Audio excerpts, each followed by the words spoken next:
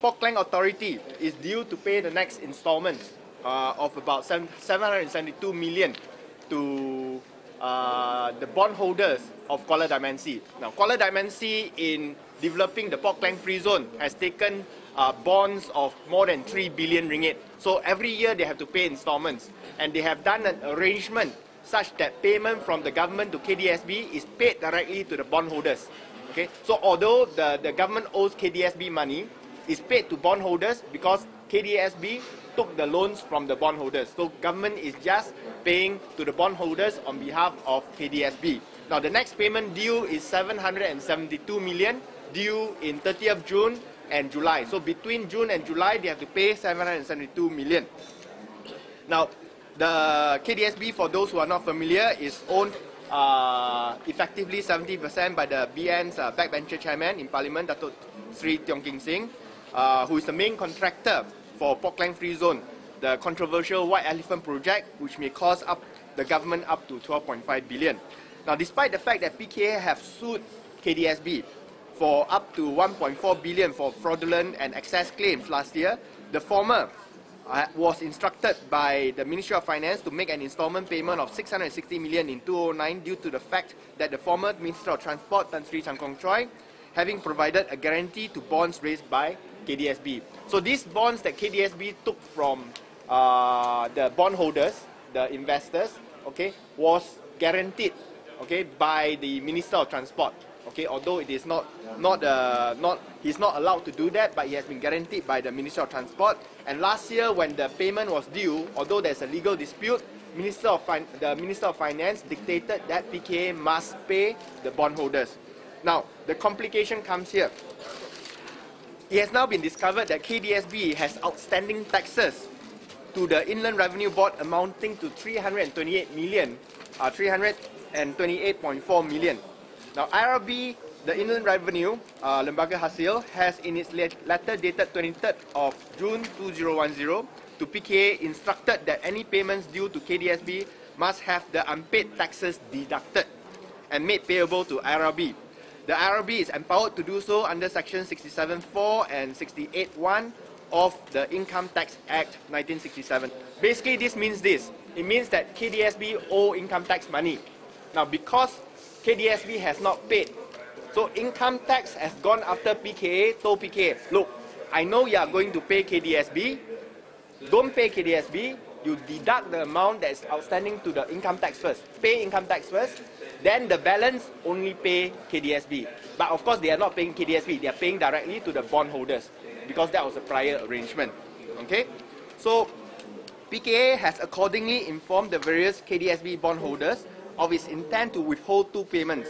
The first one, 230 million, due on 30th of June, and the second one, 120 million, due on July 2010, for the purposes of settling the outstanding income taxes of KDSB. The KDSB bondholders are understandably upset. Now, if I'm supposed to receive this money, and because KDSB didn't pay its taxes, I cannot receive this money, of course I'm upset. I'm afraid that I cannot collect back the loans, because I know KDSB will not pay me. Okay? However, based on the previous action taken by the Ministry of Finance, they will once again insist to PKA. The Ministry of Finance will likely insist to PKA to make full payments amounting to 772 million to the bondholders to fulfill the guarantee which has been provided by the government by virtue of the letters of guarantees signed by Tan Sri Chan Kong Choi. Okay, we expect the government to actually go ahead, despite paying the taxes, to actually make payments to the bondholders, okay, because of the guarantee signed by Tan Sri Chan Kong Choi. The Attorney General has confirmed during the PAC meetings that these letters of guarantees, although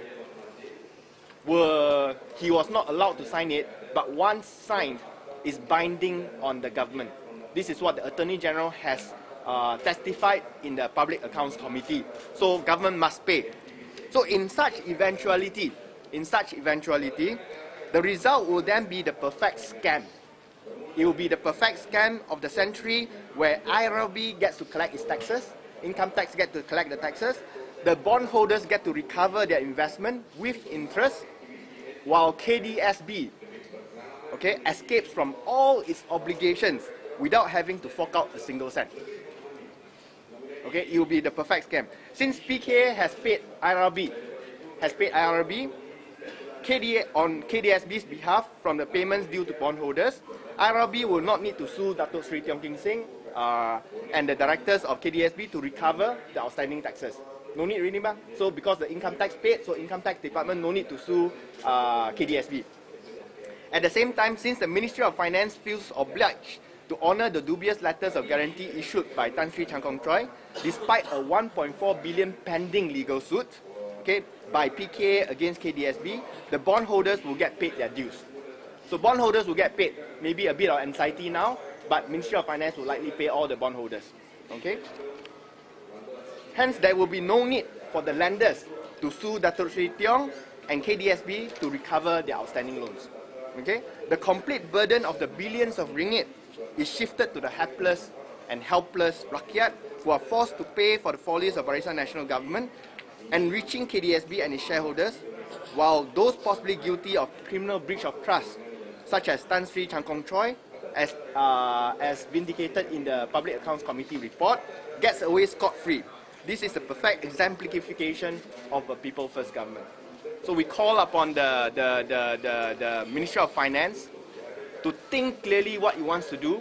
Are they going to let the perpetrators of the entire fiasco, the PKFZ fiasco, get away completely scot-free, unpunished, and the people, as a result, suffer for it?